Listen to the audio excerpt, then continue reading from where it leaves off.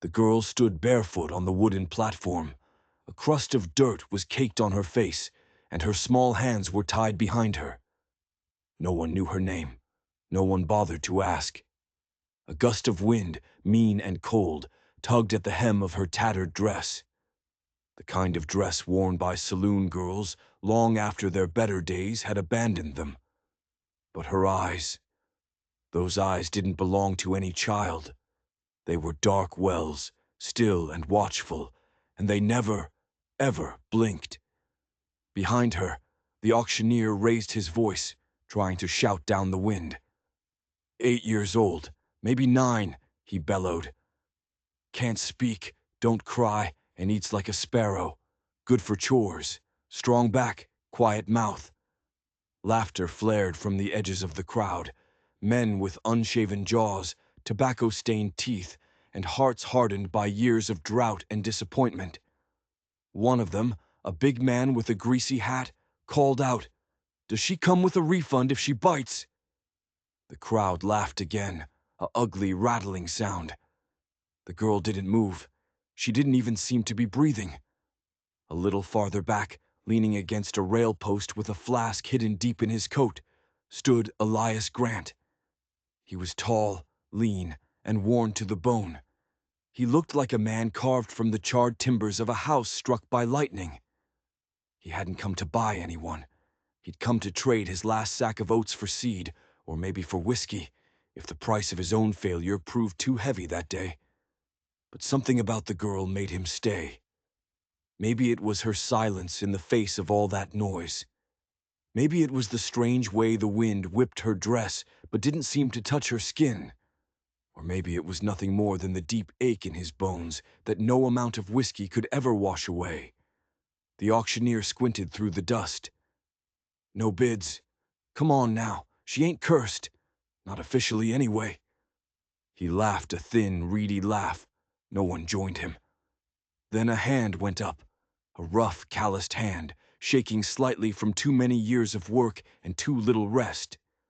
The crowd turned, their sneers turning to disbelief. $3.40, Elias said.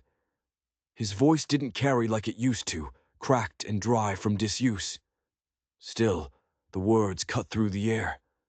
Someone in the crowd chuckled. "You trying to raise yourself a ghost, Grant?" He ignored them. The auctioneer looked surprised, then pleased, like a man who'd just found a buyer for a lame horse. $3.40 it is, going once.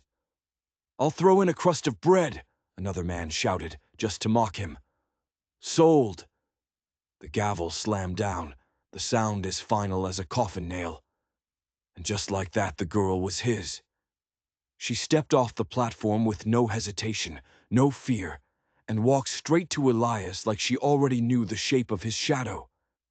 She stood beside him, looking up once, just once, with those two old, unblinking eyes.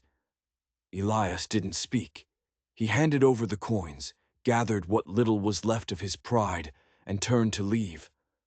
As they walked away, the man in the greasy hat shouted, "Maybe she'll do better than your last one, Grant." That was the only time Elias stopped. He didn't turn to answer. He just stared down the long road ahead, a road that suddenly seemed longer than all the miles it promised. Then he walked on. The girl didn't look back. Back at the ranch, nothing had changed. The wind still moaned through the cracked window panes like a grieving woman. The old rocking chair on the porch still swayed back and forth when no one was sitting in it. His late wife's apron still hung from a nail by the door, untouched for 5 long years. He gestured toward the small cot by the fire. "You can sleep there," he said, his voice rough. She nodded. "I ain't got no name for you," he added, almost as an afterthought. She didn't answer. She just knelt by the hearth and began to sweep the cold ashes with her bare fingers, her movements precise and unsettling. That night, Elias couldn't sleep. He kept the lamp burning low, his rifle closer than usual, and his eyes on the shadows that danced on the walls. At some point, deep in the night, she began to hum. It wasn't a song. It was a low, mournful sound, like a tune remembered from another life, or maybe another world. Elias shut his eyes tight, trying to block it out, but the hum kept coming, weaving its way into the silence of the cabin. It wasn't a lullaby. It sounded like a warning. By dawn, he found her in the kitchen. She'd arranged all the spoons in a perfect, gleaming circle on the table. When Elias saw it, a cold knot tightened in his gut. He didn't ask why. He just pushed the strange circle aside and poured himself a cup of coffee, thick and black as tar. "I'll call you Junie," he said, the name coming out of nowhere. She looked up, didn't smile, but her hand paused over a sack of flour as if she understood. He'd meant it as a dark joke. His wife's name had been Lily. Junie, the juniper bush, was the plant that bloomed when the last of winter's bite still clung to the air, a stubborn, lonely kind of life. He expected her to be a burden, another mouth to feed, another failure to witness. He was wrong. By the third day, she had cleared out the chicken coop, patched a broken shutter with scraps of leather, and filled a cracked bucket with fresh creek water from 3 hills over. She worked with a silent, relentless efficiency that unnerved him. "She ain't right," said his neighbor, Mr. Coulter, a man with mean eyes and a sagging porch. He'd come over to check on a fence line. Girls like that, the ones from the block, they don't forget the whip. They grow up mean or they grow up broken. "She ain't mean," Elias replied, his voice flat. "Then she's broken," Coulter spat, as if the matter was settled. "Maybe she was," Elias said, turning away. He wasn't entirely sure he wasn't broken too. That night at supper, she laid out the table with an unnerving exactness. Knife to the left, spoon straight above the plate, napkin folded into a sharp triangle. She ate slowly, chewing each bite of hard bread like it might vanish if she rushed. Later, he found her outside under the gnarled oak tree, arranging small pebbles into strange patterns. Swirls, circles, spirals that made no sense to him, but seemed to hold some deep meaning for her. He said nothing. She didn't speak. Her silence was a wall he didn't know how to climb. That night the sky broke open. Rain came down in hard, angry sheets. The roof leaked in 3 spots, 2 of which Elias had forgotten existed. He woke to the sound of thunder and something else. Singing. The same low, humming tune from the first night, but this time it was coming from outside. He grabbed his rifle and stepped onto the porch. The barn doors were ajar, creaking in the wind. Inside, Junie stood barefoot in the hay, her face streaked with tears and rain. She was humming that same haunting tune, her voice weaving through the storm. And before her, half buried beneath the straw, was a little wooden doll. Its dress was burnt at the edges, its face scarred. But it was the eyes that made Elias's blood run cold. They weren't just scratched out. They had been deliberately, violently, burned out of its wooden head. He lowered the rifle. She looked at him, her dark eyes reflecting the flickering lantern light. He looked at the doll. No words passed between them, but something did. A shared understanding of a darkness he didn't want to name. He walked over, knelt down in the damp hay, and picked up the doll. He handed it back to her gently. She clutched it to her chest, and for the first time since he'd bought her, he saw her lip tremble. He didn't say anything clever or kind. He just touched her shoulder once, a brief, awkward gesture, then turned to leave. Back at the house, the empty rocking chair was swaying again in the draft. But this time he walked over and sat in it, the old wood groaning under his weight. A few minutes later, the girl walked in, the burnt doll clutched in her hand. She went to the cot, then paused, and took the small stool beside his chair. He didn't move. He just stared into the fire and said, "You sleep inside tonight, on the cot." She nodded. And that was how it began. A girl with no name and a man with nothing left, sitting side by side while the rain pounded like a funeral drum against the tin roof. Neither of them knew what would come next, but they both stayed awake to find out. The humming had stopped, but the silence that replaced it was somehow even louder. Junie did not speak for the next 3 weeks, not a single word, not a whisper, not even a sigh. Her silence wasn't stubborn or defiant. It was careful. It was the silence of someone who believed that speaking might break something sacred, something fragile inside her. Elias didn't push. He'd known too many folks who spoke too much and meant too little. Junie, on the other hand, seemed to mean every single moment of her silence. Each morning she rose before the sun, a small shadow moving through the gray light. She'd sweep the porch, boil water for his coffee, and sometimes leave strange arrangements on the windowsill. Twigs laid in perfect parallel lines, feathers fanned out like the rays of a dying sun. 5 small smooth stones, placed in the exact shape of a teardrop. Elias noticed. He didn't understand any of it, but he noticed.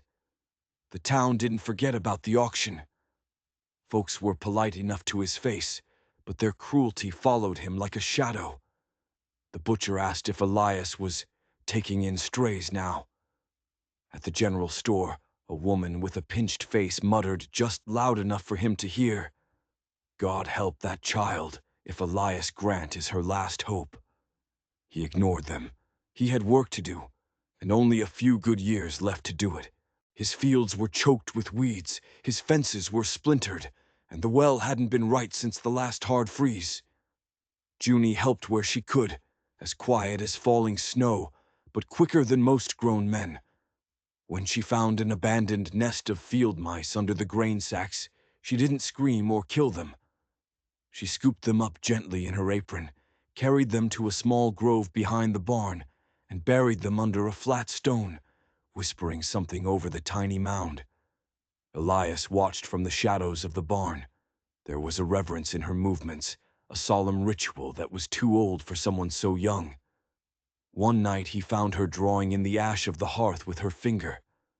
Circles again, always circles. And in the center of the largest circle, a tall figure stood beside a smaller one. Both of them were drawn without faces. She looked up, caught his eye, and immediately wiped the drawing away with the sleeve of her dress. He said nothing. She returned to staring at the fire, her small fingers tightening around the worn, burnt doll she now kept tied to her sash with a piece of twine. That image, the 2 faceless figures, stirred something cold and buried in Elias. He remembered the day he buried his own boy, Jacob. The sky had been that same flat, unforgiving gray. His wife, Lily, had clutched the boy's little blanket like it could still hold his warmth, even as the preacher droned on with verses Elias had long forgotten. He hadn't prayed that day. He hadn't prayed since. God, it seemed, had stopped listening a long time ago. But that night, as Junie lay curled on the cot, her face turned toward the dying embers, Elias found himself sitting on the porch, his hands clenched, his eyes turned towards the cold, indifferent stars. He didn't speak, but he stayed there for a long, long time. The next morning, the sheriff rode up. Sheriff McCallan was a tired man with a strong back and a soft spot for whiskey. He tipped his hat. "Elias, word is someone's been asking about a missing girl, matches the one you got." Elias tensed, his hand instinctively moving closer to the rifle leaning against the wall. "Who?" "Drifter. Claims he's kin. Says she wandered off from his wagon 3 towns east. Says he wants her back." "She's not livestock," Elias said, his voice low and dangerous. "Didn't say she was. Just passing the word."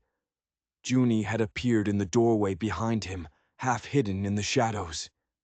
Her face had gone perfectly still, her eyes fixed on the sheriff like a cornered animal. "Tell your drifter to keep riding," Elias said. His voice didn't rise, but it had the weight of a granite slab.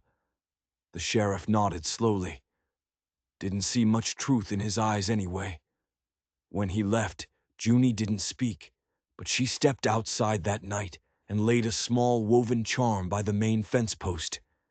It was a strange knot of thread and twigs, tied with 3 distinct loops. Elias bent to pick it up, to examine it, but she stopped him with a single sharp look. He let it be. He didn't know why, but a chill ran down his spine. He had seen a symbol like that before, a long time ago, in a place he had spent years trying to forget.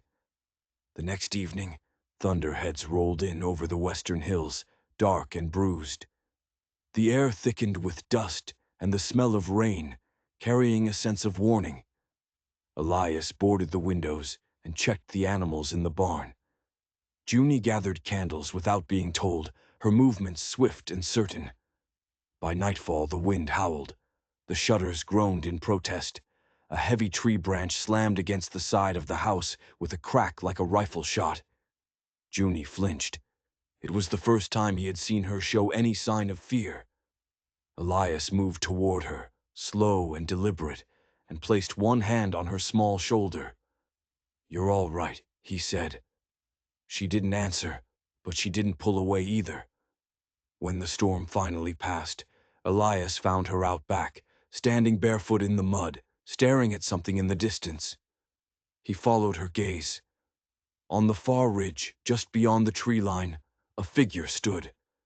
It was too far to see clearly, but it wasn't the wind making the trees move that way. The figure watched them, unmoving, for a long time. Then, just as Elias raised his hand to shield his eyes, a second figure appeared beside the first. They stood together for a moment, 2 dark shapes against the dying light, before turning and vanishing back into the brush. They didn't move like ordinary men. They moved like predators. Elias's jaw clenched. Junie looked up at him, her eyes huge and dark in the twilight. "Go inside," he said, his voice a low growl. She obeyed. But as she passed, her hand brushed against his, as light as a ghost, but as warm as a living flame. 2 nights later, a rock crashed through the front window, showering the floor with glittering shards of glass. Elias was out of his chair in a second, his rifle in his hands. He ran outside, his heart pounding, but there was no one there. Just a piece of paper nailed to the porch post with a rusty knife. The note was written in a crude, angry scrawl. "She don't belong to you. You got 3 days." Elias ripped the note from the post, crumpled it in his fist, and burned it in the stove. He didn't tell Junie about it, but that night, he started sleeping with his rifle beside the door again, just like he had in the years after Lily and Jacob were gone. The whispers in town grew louder, turning from gossip into something more venomous. Elias had crossed someone dangerous. The girl brought bad luck. That maybe she wasn't just a child. Maybe she was something else entirely. At church on Sunday, the pew around them remained empty. The preacher, a man named Reverend Michael, avoided his eye during the sermon on mercy. Still, Elias kept showing up. And still, Junie kept folding the pages of the hymnal into tiny, intricate paper birds, leaving them on the empty pew when they left. On the 4th Sunday, Junie did something different. She walked right up to the pulpit after the service and dropped one of her paper birds at the preacher's feet. He bent down, picked it up, and looked at her with something that looked remarkably close to shame in his eyes. Back at the ranch, Elias was chopping wood, the rhythmic thud of the axe the only sound breaking the silence. Junie appeared beside him, holding a single bright yellow dandelion. She offered it to him, not as a gift, but like an apology. He stopped, leaned the axe against the chopping block, and knelt to her level. "You don't have to earn your place here, Junie." She stared at him, her dark eyes searching his face. Something shifted in their depths. And then, for the first time since the auction, she opened her mouth. A single word emerged, fragile and dusty, as if it had been locked inside her for 1,000 years. Why? He didn't know how to answer. He didn't know the real reason himself. He stood up, looked out at the vast, lonely prairie, and finally said, "Because someone should have, back when I needed it." The words hung in the air between them, a truth he hadn't known he carried. He thought of the taunt from the auction. "Maybe she'll do better than your last one." It wasn't about Lily. It was about another child, a runaway boy he'd found on the road years ago. He'd given him a meal and a place to sleep, but the boy had vanished before dawn. Elias had always wondered what became of him, a failure that haunted his quietest moments. That night she spoke again. Her voice was just a whisper from her cot, almost swallowed by the wind rattling the windows. "My mama died singing to me." Elias froze, his hand halfway to his coffee cup. He didn't ask what she meant. He didn't ask anything else. He just sat on the porch again until dawn, his eyes on the stars that had never listened before, wondering if they might be listening now. Because Junie hadn't said her mother sang a song. She had said, "My mama died singing to me." And Elias suddenly knew, with a certainty that chilled him to the bone, that the strange humming tune he'd heard her sing wasn't a memory of a lullaby. It was the memory of a warning. It was the last sound her mother ever made. The morning began with the crows screaming over the ridge. It wasn't their usual chatter. It was a guttural, frantic noise, the sound they make when there's blood on the ground. Elias stood at the edge of the pasture, staring westward. He didn't say a word. The sky looked bruised, the clouds stitched low and gray across the horizon. Junie sat near the porch with a handful of pebbles, arranging them into a new shape. Not circles this time. Sharp corners, jagged lines. Her fingers moved faster than usual, jittery and tense. She looked up at him, her eyes wide. "They're closer." Elias didn't ask how she knew. He was starting to believe she always knew things before the rest of the world did. Later that day, while mending a section of fence near the old cattle gate, Elias spotted it. A flicker of movement near the tree line, a flash of dark color, someone watching. He moved slow, his hand tightening on the rifle he now carried everywhere. When he looked again, the figure was gone. That night, he bolted the doors and windows and set extra logs in the fireplace, trying to burn away the chill that had settled deep in his bones. Junie drew on the floor with a piece of coal. 3 small houses. One had smoke rising from the chimney. The other 2 were burnt black. She didn't explain. She didn't have to. Neither of them slept that night. By the second day of the 3-day warning, Elias rode into town. The air in the saloon was thick with pipe smoke and suspicion. The regular chatter stopped when he walked in. He went straight to the bar and asked about travelers, strangers, any men asking about a girl. One man, a rough-looking cowhand from a place called Bitter Hollow, shrugged. "Some lowlife came through last week," he said, not meeting Elias's eye. "Asking after a girl with a doll. Said he'd come to reclaim what was his. Sheriff told him to get lost." Elias didn't drink. He just left a silver coin on the scarred wooden bar and walked out. Outside, a boy with a crooked smile and dirt-streaked face spat at his boots. "She's got bad blood, mister. That girl of yours." Elias stared him down, his eyes hard as flint. "Say that again." The boy wilted under his gaze and turned away, but the damage was done. The poison had spread. On the ride home, Elias spotted them in the soft mud of the riverbed. Boot prints, big ones, with a heavy, deep tread. Not his, not hers.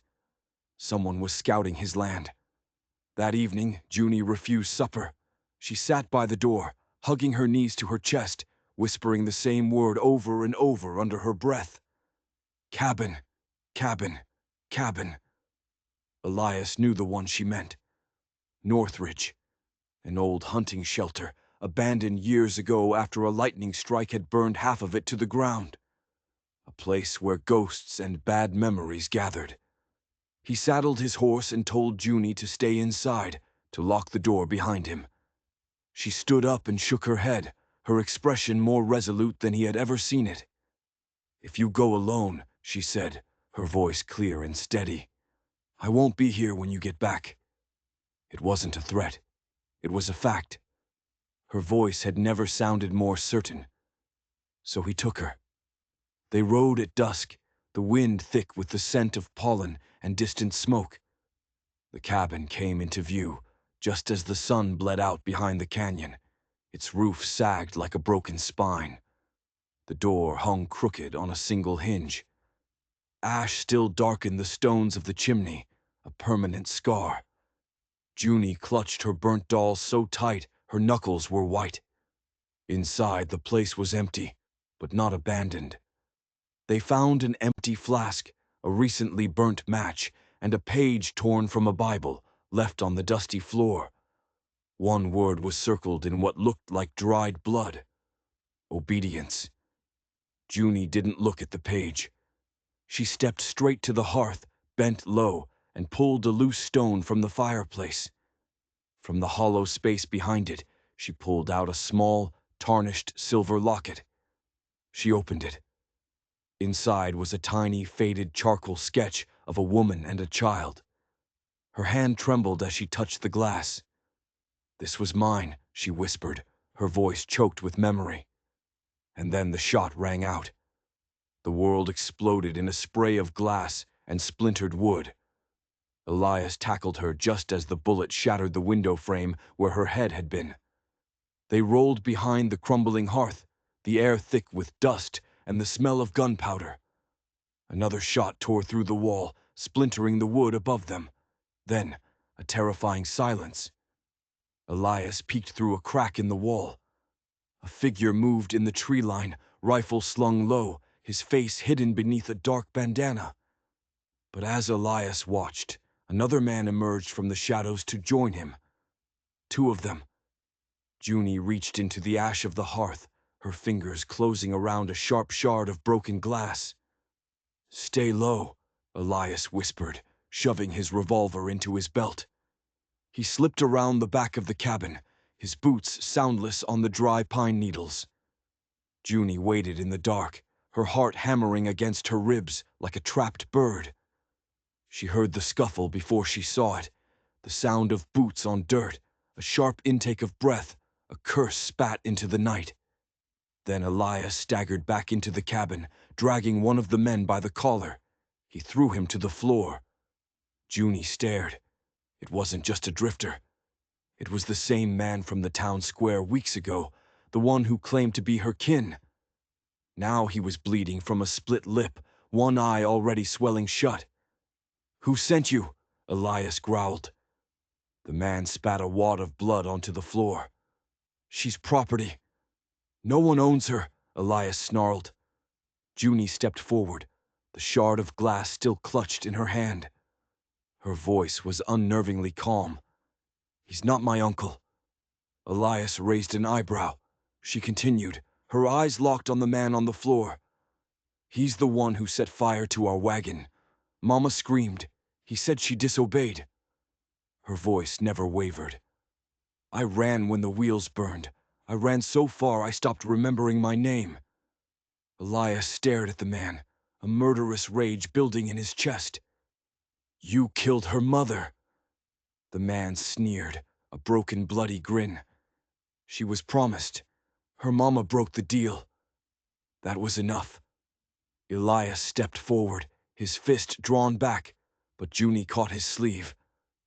"No," she whispered. He looked down at her. Her eyes weren't angry.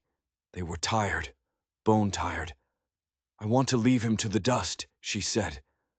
Elias stared at her for a long moment, then slowly he nodded.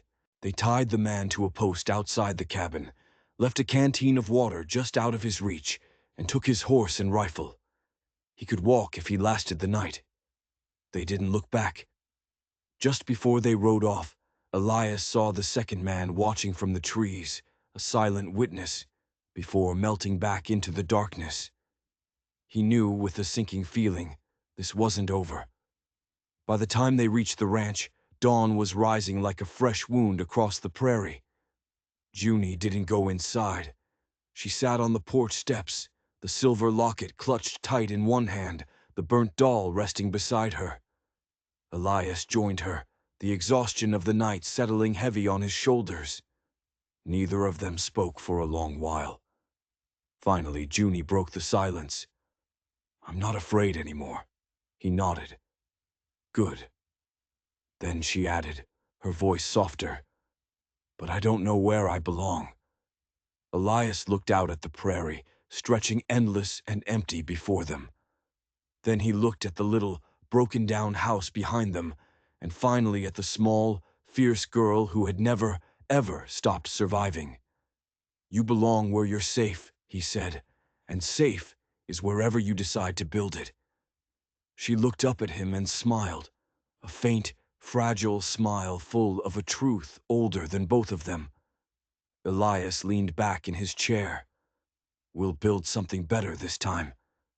He glanced toward the rifle resting beside the door, then back at the dark ridgeline. "And if they come again," he said, his voice hard as iron, "let them come." And that was the end of running, but it was the beginning of the war. The man Elias left tied to the post never made it to the next town. The buzzards found him before anyone else did. 2 days later, Sheriff McCallan rode up to the ranch, dust in his mouth and a heavy guilt in his eyes. He didn't say much at first. He just handed Elias a weather-stained paper, folded into fourths. Elias opened it. On it was a crude sketch, Junie's face or something close to it. Beside her likeness were the words, "Missing, June Lily Callahan, last seen after caravan ambush near Three Forks." "She ain't the first," the sheriff muttered, spitting a stream of tobacco juice into the dirt. "But she's the first one who ever came back." Junie stood in the doorway behind them, her arms crossed over her chest. She looked small, but it was the kind of small that refuses to bend in the wind. She didn't flinch when the sheriff said her name. She just stepped outside, took the paper from Elias's hand, and folded it slowly, with more grace and composure than any girl her age should have ever had to learn. "I remember now," she said, her voice clear and cold. "All of it." Elias waited, his breath held tight in his chest. "There were 6 of us," she began, her eyes fixed on the distant horizon. "Family's moving west. He followed us for weeks. Said he had God's blessing. Said we had signed contracts." She looked at Elias. "Mama said no. She said no real God would trade a daughter for a piece of land." A tremor ran through her small body, but her voice stayed strong. "He set fire to the wagons that night, shot the oxen. Anyone who tried to run, he and his men, they cut them down." The sheriff listened in silence, his face grim. "I crawled into the root cellar with Mama's doll. That's how I lived. That's the one place the fire didn't reach." Sheriff McCallan scratched his jaw, the sound rough in the sudden quiet. "A girl survives that kind of hell," he said softly. "Most folks would call it a miracle." Junie looked past him, her eyes dark with a knowledge no child should possess. "It didn't feel like one." Word spread through the town faster than a prairie fire. By sundown, half the county knew what had happened. They knew who Elias had taken in, and they knew what kind of man they'd let pass through their streets without asking a single question. The town's easy smiles turned stiff. Their boisterous laughter died in their throats. And for the first time, people started walking on the far side of the road when Elias came through. Not out of scorn anymore, out of shame. Miss Clary from the bakery was the first to knock on their door. She brought a basket of warm bread and a jar of peach preserves. She didn't speak much, just handed it to Elias and gently touched Junie's cheek before turning to leave. Then came the schoolteacher, Mr. Breen, who mumbled something about lessons if she ever wanted them. He shuffled his feet and kept his eyes fixed on the ground, like a man who knew he'd failed a test he didn't even know he was taking. But the worst visit came from the preacher. He brought his Bible, his long face, and far too many hollow words. "I believe," he said slowly, his voice oozing a practiced sympathy, "that the Lord tests us in ways we cannot comprehend. Sometimes a child is taken down a dark path so that she may one day become a light for others." Junie just stared at him, her silence a more powerful judgment than any words could be. Elias stepped in, his voice as flat and unforgiving as a canyon wall. "She doesn't owe you redemption, preacher, and she sure as hell doesn't owe it to this town." The preacher flushed a deep red and left before he could finish his sermon. That night, Junie helped Elias stack firewood beneath the porch. She didn't speak until the last log was dropped into place. "Do you think they really didn't know?" she asked, her voice small. He didn't answer at first. He looked out at the lights of the town, flickering weakly in the darkness. "No," he finally said. "I think they didn't want to." The next morning, someone nailed a rough, wooden cross to Elias's front gate. It wasn't meant as a threat. It was a coward's apology, an offering made in the dark. Elias tore it down without a word and used it for kindling in the stove. Junie took the ashes and scattered them by the grove where she had buried the mice. A silent, final farewell. The town grew quieter. The gossip outside the general store ceased. The sideways glances stopped. They had run out of ways to pretend that nothing had happened, and the truth was a bitter pill to swallow. Elias kept to his chores. Junie kept to her drawings in the dirt. But something had shifted. They were no longer just alone. They were being watched, not by cruelty anymore, but by conscience. A week passed. Then the letter came. It arrived in a creased, dusty envelope with no return mark. Elias opened it by the window, the late afternoon light falling across the lines, written in a careful, feminine hand. "My name is Sarah Callahan. I am June Lily's aunt. We thought she had died with the rest of them. I only just saw the sketch in a town posting from a traveling merchant. If she lives, I will come." Elias read it twice. The third time, Junie stood beside him, reading over his shoulder. She didn't blink as he finished. "I don't remember her," she said softly. "But Mama used to whisper that name at night. Sarah." Elias looked down at her. "Do you want her to come?" She looked out the window, her gaze lost somewhere in the vast expanse of the sky. "I don't know." Elias folded the letter carefully and set it beside the lamp on the mantel. "We'll wait then." The days that followed crawled by like slow-melting snow. Junie didn't draw that week. Instead, she spent hours in the field behind the barn, building something out of fallen limbs and scraps of rope. It was a sort of shelter, strange and circular, with a hollow in the center that faced east toward the rising sun. Elias didn't ask what it was for. He knew better now than to question her rituals. On the fifth morning, a wagon came down the road. It didn't move fast, nor did it move slow. It moved with a steady, determined pace. The woman who stepped down was strong-shouldered and wide-eyed, with hands that looked like they had buried too many loved ones and had kept right on going anyway. "June?" she asked, her voice trembling just slightly. Junie stepped forward from the porch.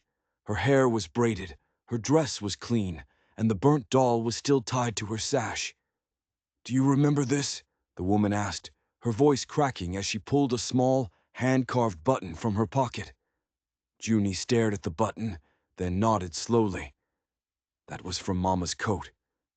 They embraced then, a silent, desperate hug that seemed to hold years of grief and loss. Elias turned away. Some things weren't meant to be watched by outsiders.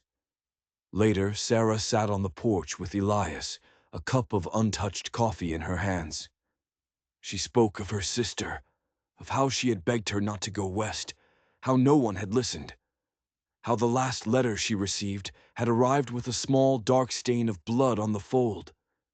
"She was the only one who ever loved me right," Sarah said, her voice thick with unshed tears. "And now this girl, she's all that's left."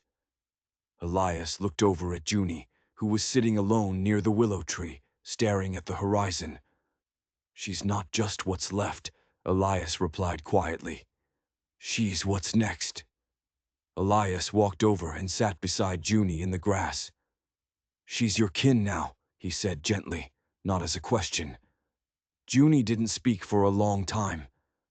Then she turned to him, her eyes clearer than he had ever seen them. "She's blood," she said. "But you're the reason I'm still here." He nodded once, his hands folded between his knees. "Then maybe we both stay," he said, the words feeling more right than anything he had said in years. A small smile touched her lips. "Can we build another chair?" she asked. "Like the one you carved for me before it broke?" "We can build 10, he said. "Just one," she said, looking at the empty spot on the porch beside his. "Beside yours." The next day, the town gathered at the ranch without an invitation. They brought lumber, nails, paint, and a bucket of sweet tea. It wasn't an apology, not in words, but it was something more. They helped build a new porch, bigger and stronger, with 2 new rocking chairs sitting side by side. No one said it outright, but they all knew. This ranch, this girl, this broken man, they were part of the town now, not because the town had earned it, but because the girl had survived it. That evening, Junie sat beside Elias in her new chair. The sky was a wide, blazing red. The prairie seemed to breathe around them. "You know," Elias said, his voice low, "some ghosts don't leave because they've got something left to witness." Junie leaned her head against his shoulder. "Then I'm glad you stayed." He put his arm around her, a gesture that felt as natural as breathing. And for the first time in more years than he could count, Elias Grant didn't feel like a man with nothing left. He felt like a man who'd finally built something that would last forever. The first frost of winter came silent and sudden, brushing the prairie grass silver just before dawn. Elias stood on the new porch, wrapped in his old wool coat, watching the steam rise from his coffee cup. The fields lay bare and ready for sleep. Behind him, the cabin creaked as the wind shifted east, a familiar, comforting sound. But now there were 2 chairs on the porch, and one was not empty. Junie sat beside him, her legs tucked under a thick blanket she had stitched herself from old flour sacks. Her hair was longer now, neatly braided down her back. She had grown taller, but not just in inches. There was a steadiness in her now, a quiet strength, like she had been forged in a fire, not just spared from it. She watched the land with the easy gaze of someone who finally knew she belonged to it. Her Aunt Sarah had stayed for 2 weeks, a time of quiet healing and whispered stories, before heading back south with promises to write and to return in the spring.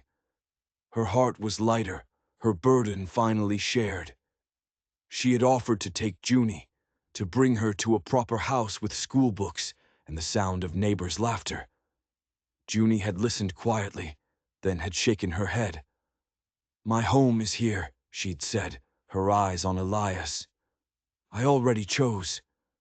And Elias, for the first time in his life, didn't argue with fate. The town had changed too, though not all at once. It happened in slow, quiet gestures. Mr. Coulter, the mean-eyed neighbor, giving Junie a solemn nod in the market. The preacher planting a small bed of juniper bushes by the chapel in her mother's name. Miss Clary teaching her how to knead bread dough with soft hands and a low whistle. One afternoon, Elias found Junie down by the river, talking to the blacksmith's widow, offering to teach her young son how to set snares. It wasn't the words that struck him.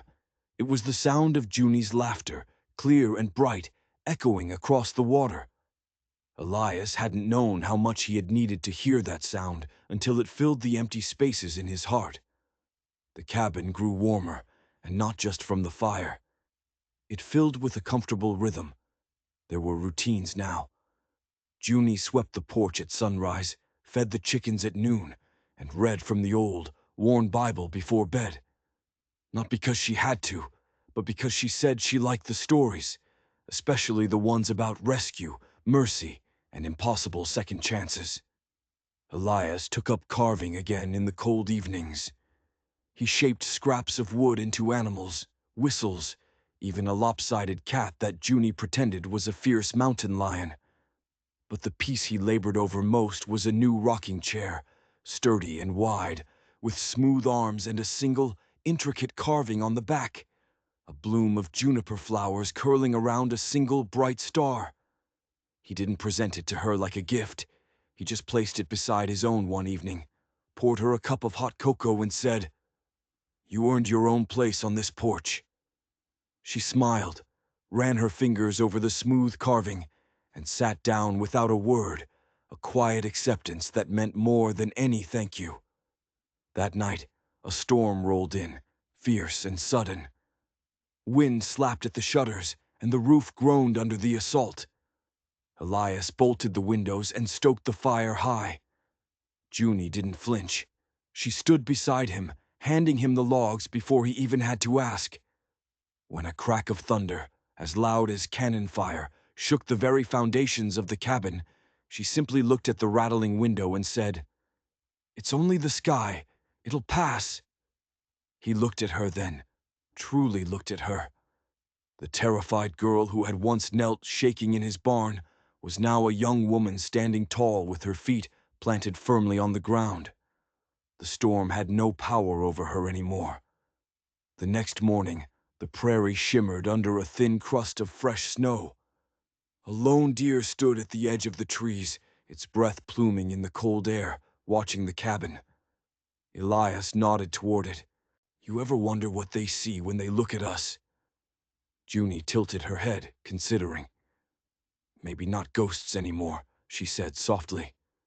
He looked at her, a question in his eyes. "Not ghosts," she repeated, leaning forward and resting her elbows on the arms of her new chair. "I think they see a home." There was a pause then, deep and good. He let the silence stretch out between them like warm molasses. Then, down the road, a plume of dust rose against the white landscape. A wagon approached, moving fast. It was Sheriff McCallan at the reins. Behind him, a young boy was clutching his leg, a dark stain of blood spreading across his trousers. Trouble from town. It always came in a hurry. Elias stood up. So did Junie. He reached for his rifle. She reached for her coat. McCallan didn't even slow the wagon as he drew near. "Raiders hit the North Trail," he shouted. "2 boys went missing. I can't spare a search party." Elias didn't wait for more. "Which way?" "Over the dry gulch. They might have taken shelter near Miller's Bluff." "I'll ride out," Elias said. He turned to Junie. "You stay here." "No," she said, her voice leaving no room for argument. "You don't go alone anymore." And he didn't argue. The ride through the dry gulch was rough, the wind cutting like a knife, the tracks half swallowed by the fresh snow. They found the first boy just before dusk, huddled and shivering in a hollow log. The second lay farther on, his leg caught under a fallen branch, twisted at a bad angle, but he was breathing. Elias carried him on his back. Junie lit the way with her lantern, walking ahead like she had always belonged to the dark, unafraid and unwavering. They returned to town near midnight. A small crowd of townsfolk had gathered near the livery stable, their faces pale and anxious in the lantern light. Elias handed the injured boy over to his weeping mother. There were no speeches, no applause, just tired nods and grateful silent tears. Back at the ranch, Junie lit a single candle and sat on her chair on the porch. Elias sat beside her. The storm had passed, but the wind still whispered through the pines. "You remember the auction?" he asked softly, his voice rough with emotion. "I remember the silence," she said. She looked at him then, her face full in the candlelight. "And now," she said, her voice clear and strong, "I remember the chair." His own voice caught in his throat, but he didn't look away. "You built this life with me," he said. "You chose to stay." "I did," she whispered, "because you made room for me before I even knew what that meant." He nodded, his eyes wet. Not from sorrow this time, but from the deep, aching relief of something long denied and finally, miraculously, found. They sat together in the cold until the candle burned low. And just before the flame flickered and died, Junie reached over and took his rough, calloused hand in her own. "Tell me a story," she said. Elias smiled, a real, genuine smile that reached his tired eyes. "A story about what?" "About a man with nothing left who found something worth living for." He chuckled, a low, soft sound in the vast quiet of the night. "I know that one," he said, "by heart." And in the hush that followed, as the cold wrapped itself around the little cabin and the stars blinked wide and clear over the sleeping prairie, the porch held them both. Two chairs, two souls, and no ghosts left between them. If you're still here, still listening, ask yourself this. What would you have done if you saw a little girl standing on an auction block? Would you have turned away, or would you have paid the price? If you enjoyed this story, don't forget to like and subscribe. You never know what you might find in the dark corners of the world.